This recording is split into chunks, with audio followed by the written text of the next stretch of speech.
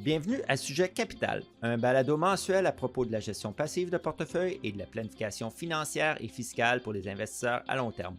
Vos hôtes pour ce balado sont James Parkin et moi-même, François Doyon-La Rochelle, tous deux gestionnaires de portefeuille avec PWL Capital. Au programme aujourd'hui pour l'épisode numéro 63, nous discuterons des points suivants. Tout d'abord, nous allons faire une mise à jour sur les résultats de la gestion active par rapport à la gestion passive pour 2023.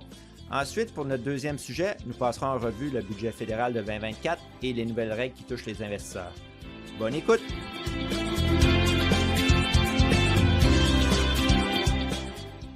Salut James, comment ça va aujourd'hui? Ça va super bien. Et toi, François? Ça va bien, merci. Donc, je vais commencer. Pour notre premier sujet aujourd'hui, comme on l'a fait dans le passé, on va examiner les résultats de la gestion active par rapport aux stratégies passives ou en d'autres termes, aux stratégies indicielles pour 2023. C'est un exercice annuel où on examine les données d'un rapport produit par S&P Dow Jones Indices qui mesure les résultats des indices S&P par rapport aux fonds actifs. Ce rapport s'appelle le SPIVA Canada Scorecard. Oui, François, mais on va aussi parler, en plus du rapport SPIVA, on va regarder les résultats du rapport de Morningstar US Active versus Passive Barometer qui compare la performance des fonds gérés activement aux États-Unis à celle de leur homologue passif respectif. Bien que ce rapport soit centré sur les États-Unis, nous autres, on pense qu'il est plus complet que le rapport SPIVA, puisque Morningstar mesure le taux de réussite des gestionnaires par rapport aux résultats de fonds passifs réels, investissables, et non aux indices. Oui, James, la différence est subtile, mais très importante que nos auditeurs la comprennent. Le rapport Morningstar étudie la performance réelle, nette de frais des fonds passifs investissables par rapport aux fonds actifs. En revanche, là, le rapport SPIVA mesure simplement la performance des fonds gérés activement par rapport à leur indice de référence respectif. La nuance importante ici, c'est qu'un indice de référence comme le S&P 500 aux États-Unis ou l'indice composite S&P TSX ici au Canada n'est pas investissable sans encourir des frais. Exactement. Très bien dit, François. Qu'un investisseur utilise des fonds actifs ou passifs, il va toujours y avoir des frais de gestion de portefeuille, des frais d'administration et toutes sortes d'autres frais. Maintenant qu'on a mis en évidence la principale différence entre les deux rapports, François, quels sont les résultats du rapport SPIVA Canada Scorecard 2023? Oui, sans surprise, 2023 a été une année difficile pour la gestion active au Canada. Mais avant d'examiner le rapport de 2023, je vais même mettre la table et revenir rapidement sur les résultats de 2022 qu'on a abordé dans l'épisode numéro 51 du podcast. Je suis sûr que tu vas te souvenir, James, que 2022 a été une année désastreuse pour le marché obligataire et le marché boursier. Et contrairement à l'affirmation des gestionnaires actifs, selon laquelle ils peuvent positionner leur portefeuille de manière à surperformer dans les marchés difficiles, les résultats de l'année dernière, de 2022, n'ont pas été à la hauteur de cette affirmation. Moins de la moitié des fonds actifs en 2022 ont réussi à battre leur indice de référence respective au cours de cette année-là. Oui, François. Et le rapport souligne également que même si l'environnement était difficile en 2022, et pour nos auditeurs, ils peuvent se rappeler que c'était et les obligations et les actions qui étaient sévèrement à la baisse, les marchés ont donné aux gestionnaires actifs de nombreuses opportunités de générer une surperformance relative. Oui, exactement. Et comme je l'ai mentionné, ils n'ont pas généré de surperformance relative. Maintenant, pour 2023, je suis sûr que nos auditeurs se souviendront de l'épisode numéro 59 du podcast, que les principaux indices mondiaux ont livré des rendements fabuleux, des rendements à 2 chiffres pour la plupart. Malgré ça, les gestionnaires actifs n'ont pas été à la hauteur, puisque plus des 3/4 des fonds actifs ont sous-performé leur indice de référence l'année dernière. Si l'on considère les 4 principales catégories de fonds, à savoir les actions canadiennes, les actions américaines, les actions internationales et les actions mondiales, les gestionnaires actifs sur une base pondérée en fonction de l'actif pour chaque catégorie ont sous-performé entre 1,7 et 8,4 leur indice de référence respectif. Wow! Ces chiffres de sous-performance sont énormes, François. Comment est-ce que le rapport a expliqué cette sous-performance? Ben James, le rapport souligne que les années de performance élevée des indices de référence coïncident généralement avec une sous-performance plus importante de la gestion active. Pour 2023, le rapport indique, et je cite, la solide performance de l'indice s'est accompagnée d'une asymétrie positive dans les rendements des différents titres.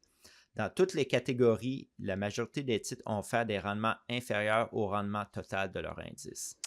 Wow! Une asymétrie positive. C'est du jargon, François. Alors, je pense qu'il faudrait expliquer en termes plus simples pour nos auditeurs. Ouais, je vais faire ça. Ce que le rapport dit, James, c'est que la plupart des titres ont sous-performé leur indice de référence l'année dernière, ce qui a rendu plus difficile la tâche d'ajouter de la valeur en faisant de la sélection de titres. Par exemple, dans l'indice S&P 500, près de 74% des actions ont eu un rendement inférieur à l'indice et au Canada, 60% des actions ont eu un rendement inférieur à l'indice composé S&P TSX. Par conséquent, si vous n'avez pas les bonnes actions dans votre portefeuille, ben, vous étiez voué à l'échec. C'est ce que le rapport indique comme étant la principale raison de la sous-performance des gestionnaires actifs l'année dernière. Mais nos auditeurs doivent se rappeler qu'à long terme, il y a toujours seulement qu'un petit pourcentage des titres qui génèrent la majeure partie de la performance des marchés boursiers. Effectivement, François. Je suppose que les résultats à long terme n'ont pas changé et qu'ils sont toujours aussi désastreux pour les gestionnaires actifs. Oui, en effet, James, sur 10 ans, la plupart des fonds gérés activement au Canada ont sous-performé leur indice de référence. Pour les 7 classes d'actifs étudiées, la sous-performance varie de 76% pour les fonds d'action canadiennes à petite et moyenne capitalisation et à un maximum de 98%, ce qui est énorme pour les fonds d'action américaines. Les sous-performances annualisées par rapport aux indices de référence pour la période de 10 ans varient entre un niveau relativement bas quand même de 48 points de base pour les fonds d'action canadiennes à petite et moyenne capitalisation et un niveau élevé de 437 points de base pour les fonds d'action mondiales. Donc, la performance moyenne pour les 7 catégories a été de 2,31% sur 10 ans. Sur 10 ans, François, c'est énorme. Là. On regarde ça, le rendement composé, la différence d'actifs accumulés après 10 ans, elle va être 30% plus élevée. Là. C'est presque. C'est fou. Mais François, peux-tu nous expliquer ou nous parler des résultats aux États-Unis selon le baromètre Morningstar US Active versus Passive que tu as mentionné plus tôt? Oui. James, après le rapport, les fonds communs de placement et les fonds négociés en bourse gérés activement ont de nouveau sous-performé leurs homologues passifs en 2023. Le taux de réussite a été légèrement supérieur à celui de l'année dernière, c'est-à-dire 2022, avec une moyenne de 47% des stratégies actives qui ont battu leur homologue passif. Ça, c'était en 2023 contre 43% en 2022. François, 47%, ben, c'est lorsqu'on regarde des performances à court terme sur un an, c'est pas vraiment mieux que le résultat de pile ou face. Oui, c'est pas mal ça. Quels sont les résultats à long terme? Je suppose qu'ils sont à peu près les mêmes qu'en 2022. Oui, James, tu as raison. C'est pas une grande surprise ici. Malgré la récente hausse, les fonds communs de placement et les fonds négociés en bourse gérés activement continuent de sous-performer leurs homologues passifs sur le long terme. Le taux de réussite moyen des 20 catégories de fonds au cours des 10 dernières années est inférieur à 25%, ce qui signifie que moins de 25% des stratégies actives ont réussi à battre leurs homologues passifs. Le rapport contient également des données sur les 15 et 20 dernières années et comme on peut s'y attendre, le taux de réussite est encore pire là, si on allonge la période. Mais y a-t-il des points positifs pour les gestionnaires actifs? Y a-t-il de la lueur un peu en quelque part? Ben James, il y a des catégories de fonds où la gestion active fait un peu mieux, mais ce sont des catégories de fonds qui sont très spécialisées comme l'immobilier américain, l'immobilier mondial et les obligations corporatives. Dans ces 3 catégories de fonds-là, le taux de réussite de la gestion active a légèrement dépassé 50% sur une période de 10 ans. C'est quand même bien, là, mais c'est toujours pile ou face, là. Oui, exact. Un autre point qui mérite d'être souligné et que nos auditeurs devraient retenir, c'est que le taux de réussite des fonds actifs qui ont les coûts les plus bas sont généralement beaucoup plus élevés que ceux qui ont les coûts les plus élevés. Par exemple, sur 10 ans, les fonds d'actions américaines à grande capitalisation ayant les coûts les plus bas ont eu un taux de réussite de 18,6 contre seulement 9,3 pour les fonds ayant les coûts les plus élevés. Moi, François, je suis pas mal sûr que ces résultats médiocres ne contribueront pas à ralentir la sortie des fonds des fonds de gestion active vers des fonds gérés passivement, là. Ouais, je pense que tu as raison sur ce point-là, James. En ce sens, on devrait mentionner à nos auditeurs qu'il serait bon de consulter le dernier rapport de Raymond Carzaro, notre chercheur principal chez PWL. Son rapport intitulé Comparaison des fonds passifs et des fonds actifs, dans lequel il décrit en détail les sorties persistantes des fonds de gestion active et les entrées massives dans les fonds passifs. Il souligne dans son rapport au Canada, les fonds passifs désormais détiennent une part de marché de 16,4 Ouais. Comme on sait, il y a du retard au Canada par rapport aux États-Unis. Et aux États-Unis, la part de marché des fonds passifs approche maintenant de 50 En fait, c'est à 47 Fait que Ouais. on voit que il y a du monde qui comprenne. Oui, c'est assez impressionnant. J'ajouterais, James, que sur les marchés mondiaux, hors Amérique du Nord, là, la part de marché du passif croît également rapidement puisqu'elle a plus que doublé au cours de la dernière décennie pour atteindre maintenant 31 Ouais, mais ce chiffre-là, je crois, François, est grandement influencé par les grands gestionnaires de fonds mondiaux basés aux États-Unis. Donc, pour moi, c'est ce qui explique, parce que c'est quand même plus élevé qu'au Canada. Et on a déjà vu dans des rapports de recherche, le rapport annuel anciennement de Crédit Suisse, où il mentionnait qu'en Europe développée, par exemple, plus de 50 des actifs gérés sont gérés par des fonds basés aux États-Unis. Fait que j'imagine que c'est de là que vient l'influence. Possible, oui. Alors, pour continuer, François, je pense que tout ça, ça démontre que les investisseurs comprennent mieux les avantages de la gestion indicielle et la gestion passive et que les fonds négociés en bourse sont d'excellents outils pour construire des portefeuilles robustes. Effectivement, James, je trouve ça très encourageant de voir la croissance de la gestion passive. J'espère toutefois que les investisseurs feront un bon usage de ces outils et qu'ils investiront de manière disciplinée en gardant un œil sur le long terme. Je dis ça parce que le comportement des investisseurs a un impact significatif sur la performance. Que vous utilisiez des fonds qui sont actifs ou passifs, dépendamment comment on utilise les produits, ça peut avoir un impact majeur sur votre performance à long terme. Puis on va revenir sur ce sujet-là dans un prochain podcast.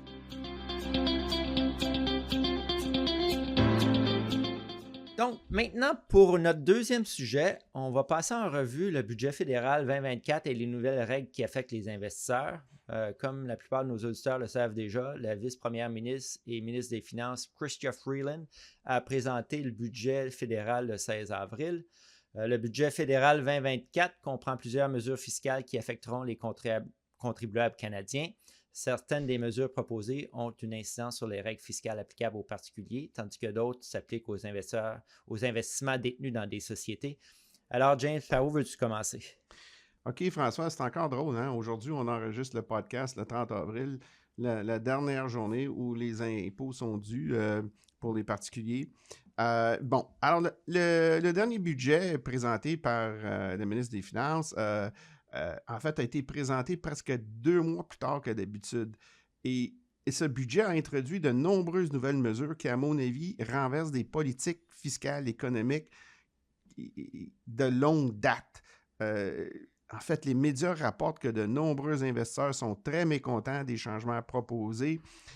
Pour ma part, je pense que ces mesures sont à très courte vue et donc qu'elles chasseront du Canada de nombreux citoyens qui sont très fortunés, qui payent des montants astronomiques d'impôts. Et ça, vraiment, à un moment où on a besoin de ces gens-là pour nous aider à supporter l'énorme fardeau fiscal qui pèse sur la population canadienne dû à la situation des finances publiques. Mm-hmm. James, pourquoi on ne commencerait pas par les changements fiscaux qui touchent les particuliers et leurs investissements?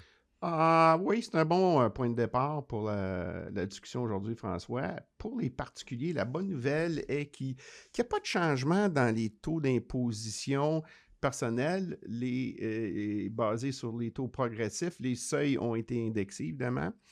La mauvaise nouvelle, c'est que le principal changement concerne le taux d'inclusion des gains en capital, c'est-à-dire le montant des gains en capital assujettis à l'impôt, qui passera de la moitié aux 2 tiers sur les gains en capital et qui dépasseront 250 000 lorsqu'ils sont réalisés après le 24 juin 2024. C'est quoi l'impact de l'augmentation du taux d'inclusion des gains en capital sur les pertes en capital, James? Mais les pertes en capital réalisées avant le changement de taux compenseront entièrement un gain en capital équivalent réalisé après le changement de taux d'inclusion.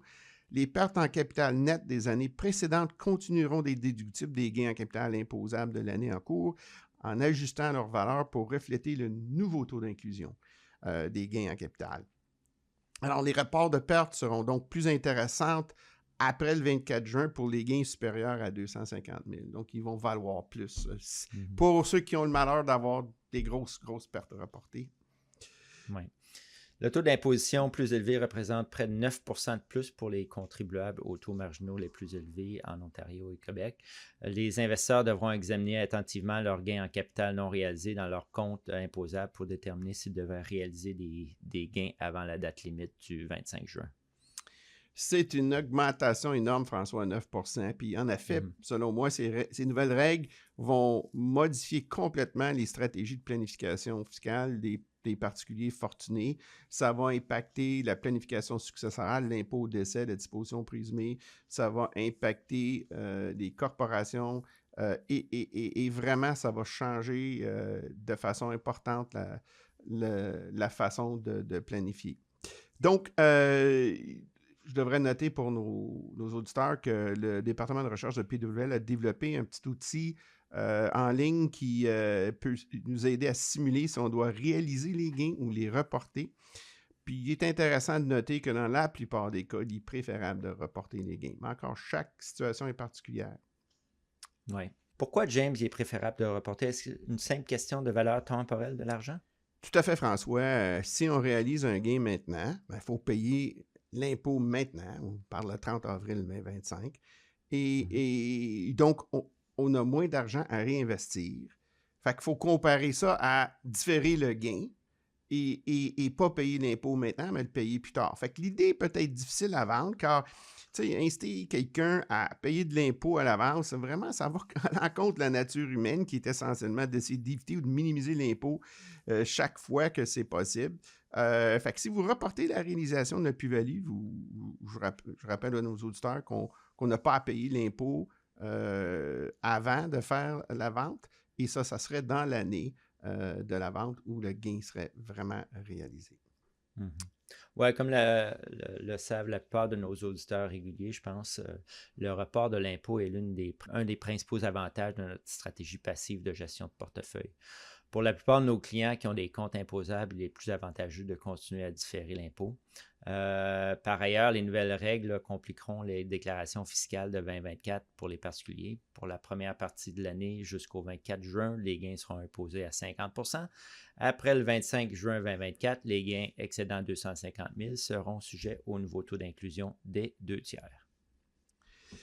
Effectivement, François, on va devoir identifier les gains et pertes en capital réalisés avant et après la date d'entrée en vigueur. Par exemple, les contribuables seraient soumis au taux d'inclusion le plus élevé à l'égard de la partie de leurs gains nets réalisés après le 24 juin qui excède le nouveau seuil de 250 000. Dans la mesure où ces gains ne seront pas compensés par une perte nette subie en 2024 avant le 25 juin, ou au cours de toute autre année d'imposition. Encore une fois, c'est pas simple, ça va être compliqué. Oui, pour plus de clarté, le seuil annuel de 250 000 pour les particuliers serait entièrement disponible en 2024, de sorte qu'il ne serait pas calculé au prorata et il ne s'appliquerait qu'aux gains en capital net réalisés après le 24 juin. James, quelles sont les autres mesures du budget qui vont avoir une incidence pour les particuliers? Il y a un autre changement qui est lié en fait à l'augmentation du taux d'inclusion des gains en capital. C'est pour les employés, principalement des cadres supérieurs, qui exercent des options d'achat d'actions accordées par leur employeur et où il y a un gain lorsqu'ils exercent. Il y aura une déduction d'1/3 de l'avantage imposable au-delà de 250 000 pour refléter les nouveaux taux. Dans le cas où l'avantage imposable ne dépasse pas la limite combinée de 250 000 $ pour les options d'achat d'actions des salariés, mais là encore, il ajoute les gains en capital. Fait qu'il va falloir ajouter l'avantage imposable sur le T4 plus le gain réalisé. Fait que les deux montants doivent être en bas du 250 000, mais ces contribuables-là auront droit à une déduction de moitié. OK. James, au sujet de l'exonération des gains en capital sur les gains réalisés lors de la disposition d'actions admissibles de petites entreprises, est-ce qu'il y a des changements? Oui, de ce côté-là, il y a des bonnes nouvelles pour les entrepreneurs qui possèdent des actions de leur société opérante et qui les vendent. L'exonération des gains en capital passera de 1 16 836 $ à 1 250 000 sur les gains réalisés lors de la disposition d'actions admissibles de petites entreprises. C'est aussi applicable pour les biens agricoles et les biens de pêche admissibles. Alors, tout ça, après le 24 juin 2024, l'indexation de cette exonération, de ce seuil d'exonération, je devrais dire, reprendra en 2026. Est-ce qu'il y a d'autres mesures pour les entrepreneurs dans le budget? Oui, en fait, un autre concept super intéressant, mais super compliqué. À compter du 1er janvier 2025, le budget introduit le nouvel incitatif pour les entrepreneurs canadiens.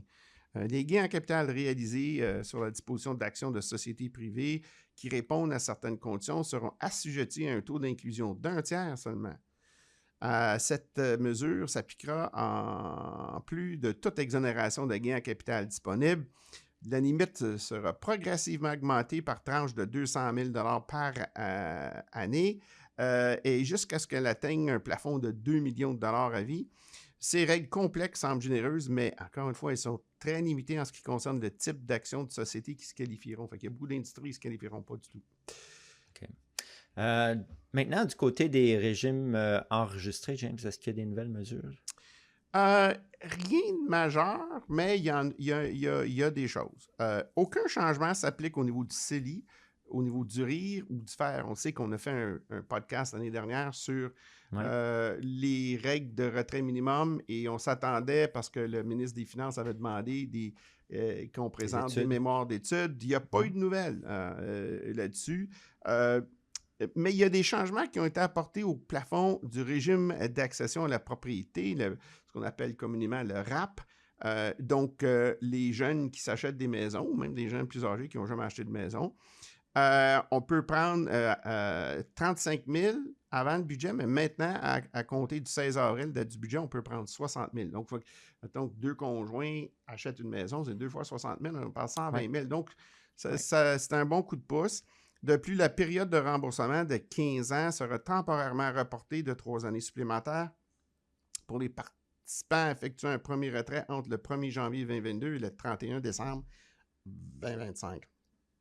Fait qu'ils retournent en arrière plus d'un an, presque 2 ans, et prospectivement du 31 décembre 2025. Fait que c'est quand même assez intéressant. Le régime d'épargne-études a également fait partie de quelques modifications, mais rien de majeur. On en parlera dans un prochain podcast où on va faire la mise à jour sur le régime d'épargne-études. Oui. Ça fait beaucoup de changements, effectivement, assimilés. Est-ce que c'est tout pour les changements concernant l'impôt des particuliers? Non, François, j'ai quelques autres changements à partager avec nos auditeurs. Encore une fois, on va nager dans le monde de la complexité. Les autorités fédérales ont apporté l'année dernière des ajustements majeurs au régime d'impôt minimum de remplacement, le fameux IMR. Et ces règles-là s'appliquent à partir de cette année, 2024. Mais là, ils ont décidé de faire des petits changements de ces règles-là, et surtout en ce qui concerne les crédits d'impôt pour les dons de charité.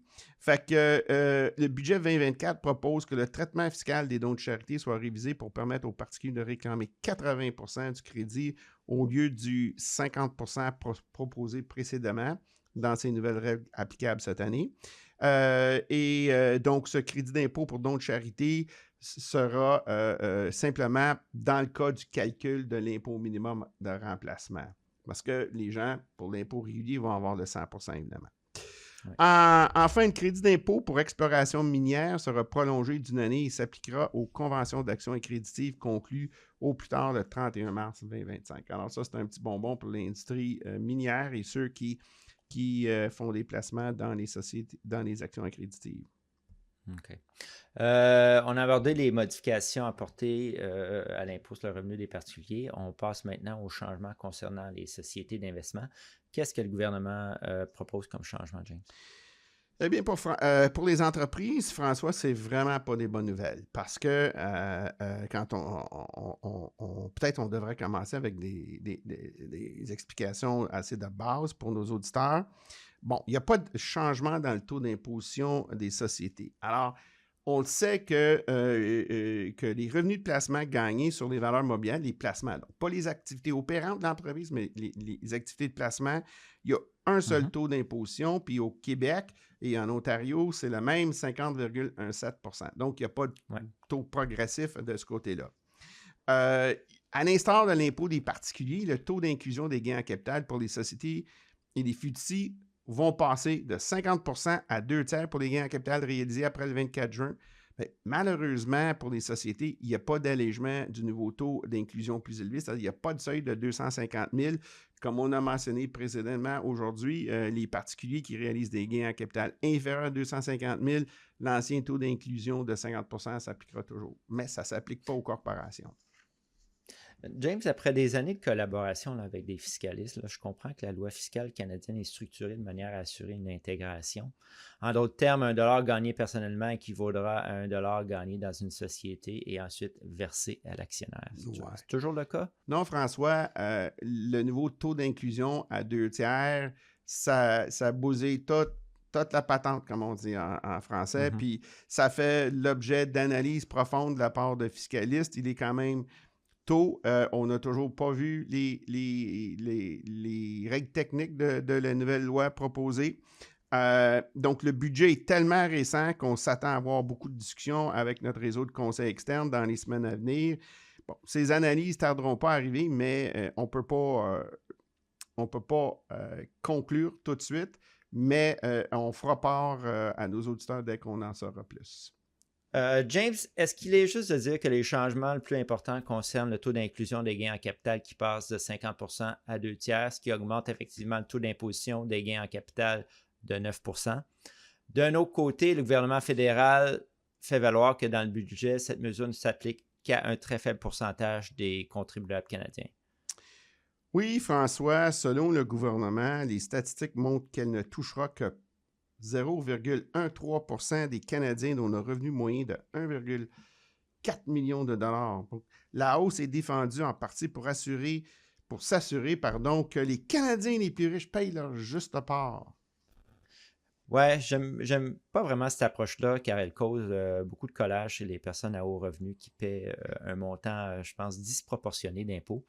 On a abordé ce sujet dans l'épisode numéro 57, publié en octobre dernier, lorsqu'on a discuté du système fiscal canadien et les particuliers à haut revenu qui paient-ils leur juste part d'impôts.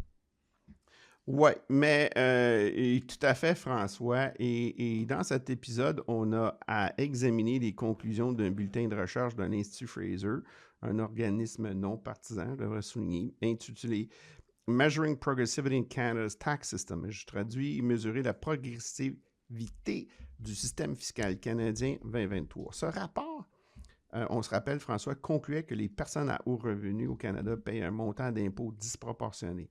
Le rapport 2023 de l'Institut Fraser suggère que les familles aux revenus les plus élevés, celles qui gagnent un peu moins de 250 000, payent la majorité des impôts au Canada. En plus de ça, il y a Statistique Canada qui a compilé des données similaires sur les personnes qui payent le plus d'impôts sur le revenu. Alors, les données récentes de 2021, la cohorte des Canadiens des 1 % des revenus les plus élevés a payé 22,5 % de tous les impôts sur le revenu, mais représentait seulement 10,4 % du revenu total du pays.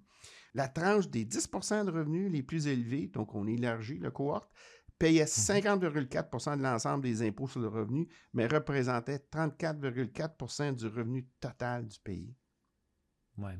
Le gouvernement fédéral expose son point de vue sur ce qu'il considère comme injuste, en particulier en ce qui concerne les impôts sur le gain en capital. Je cite le document budgétaire: bien que tous les Canadiens puissent bénéficier de l'avantage fiscal sur le gain en capital, les riches, qui ont tendance à tirer relativement plus de revenus des gains en capital, en profitent de manière disproportionnée par rapport à la classe moyenne. J'aime vraiment pas cette façon de parler parce que, encore une fois, basé sur l'information de Statistique Canada et du rapport Fraser, c'est pas vrai. Les Mhm. Canadiens à très haut revenu payent une proportion disproportionnée, puis c'est donc tout simplement pas vrai. Dans un récent article en ligne du site web de CBC News, là, le Radio-Canada anglais, Ouais. l'économiste Trevor Toone, qui est professeur d'économie à l'Université de Calgary, et on l'a cité l'année dernière, au moins à une autre reprise dans nos podcasts, je vais le citer, traduction libre, il dit « Le mot équitable est totalement subjectif. Ce qu'il faut dans toute déclaration sur ce qui est ou n'est pas juste, c'est de clarifier ce que la personne veut dire lorsqu'elle prononce ce mot. » Jake Foss, directeur des études fiscales à l'Institut Fraser, qui est un des auteurs dans le rapport qu'on a cité tantôt, est également cité. Il dit « Il est très vague de savoir ce que les gouvernements et les décideurs politiques entendent par une part équitable.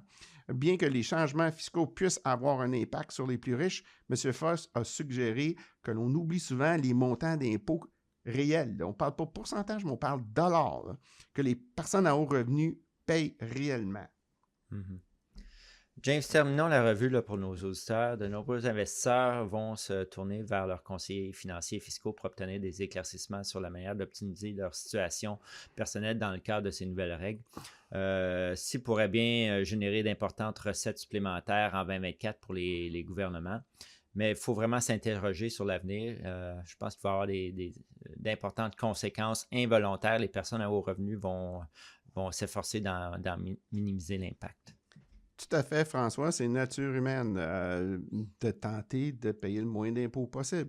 Mm-hmm. Puis j'ajouterais à ça que pour les propriétaires d'entreprises, c'est impératif d'agir rapidement avant le 24 juin. Les stratégies à court terme, donc, pourraient consister à vendre des investissements ou les transférer à leur compte personnel afin de profiter du taux d'imposition réduit sur les gains en capital avant le 25 juin. Pour les particuliers, les options peuvent consister à vendre des actifs importants ayant pris une plus grande plus-value. Par exemple, sur une propriété locative ou des résidences secondaires, on peut croire que plusieurs vont vouloir échelonner la disposition pour étaler sur plusieurs années les gains en capital réalisés pour rester en dessous du seuil de 250 000. Encore une fois, c'est très, très, très, très compliqué. Puis je crains que beaucoup de gens vont agir de façon préemptive pour faire des transactions avant le 25 juin. Ouais. Puis, en fin de compte, ça aurait été beaucoup mieux de différer. Fait que certains Canadiens pourront également choisir d'accélérer leur planification successorale. Puis ça, on n'en parle pas beaucoup, mais avec la population vieillissante, au deuxième décès, on a la disposition présumée des biens. Mais là, on vient d'augmenter de 9 % le taux d'impôt là-dessus. Puis c'est souvent dans les successions où on voit les grosses, des résidences secondaires qui passent, les dispositions des portefeuilles importants dans les comptes taxables. Donc, Effectivement. c'est vraiment, pour moi, inquiétant. Certains Canadiens pourraient, puis ça, c'est encore plus inquiétant, certains Canadiens à très haute valeur économique, des gros payeurs de taxes, pourraient envisager de déménager dans un pays où les impôts seraient moins élevés. Oui, au Canada, il faut le dire, là, les impôts sont basés sur la résidence et non sur la citoyenneté comme aux États-Unis, ce qui m'inquiète un peu. Si on perd un trop grand nombre de ces personnes à haut revenu, on perdra toutes les entrées de fonds futures des impôts qu'ils auraient payés au Canada. Là. Moi, je suis tout à fait d'accord avec toi, François. Ces nouvelles règles risquent de nous faire perdre un grand nombre de contribuables très fortunés. Pour conclure, on recommande à tous nos auditeurs de consulter leurs conseillers financiers et fiscaux car la situation de chacun est différente. Les Canadiens doivent également tenir compte du fait que les changements ne seront peut-être pas éternels. Si on regarde un peu l'historique des taux d'inclusion, le taux d'inclusion des gains en capital a été introduit, en fait, en 1972 à 50 %. avant d'être porté à 2/3 en 1988, puis à un maximum de 75% dans les années 90. Mais on se rappellera en 2000, la une de la revue Maclean's, tout le monde déplaçait son argent offshore. Il y avait une grosse vague. C'est là que le gouvernement a réalisé, si on revient à un taux d'inclusion beaucoup plus bas, ça sera moins avantageux pour les gens à se déplacer. Fait que là, c'est comme si on oubliait cette leçon-là économique fondamentale. Fait que ça, c'est comme j'ai dit tantôt, ça m'inquiète beaucoup.